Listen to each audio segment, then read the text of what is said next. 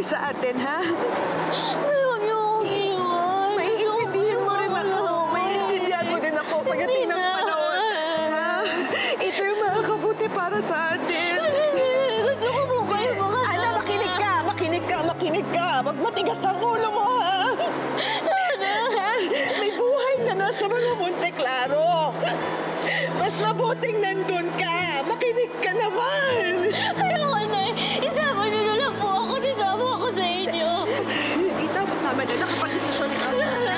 Nay, tara na. Aalis na yung bus. Kanina pa tayo iniintay. Isama ako. Hintay! Isama ako sa inyo, Nay. Nay! Kawawa ka na siya. Kawawa ka na.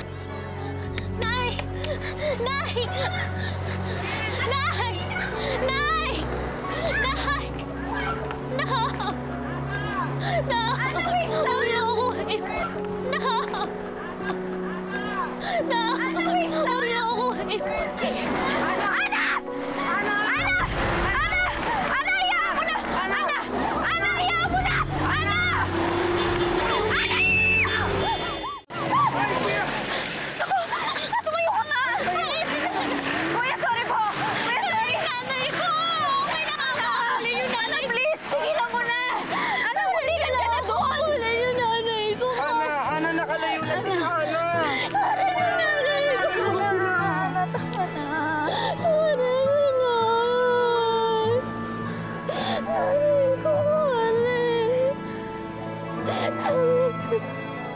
Nay, para din naman sa kanya ang desisyon niyo.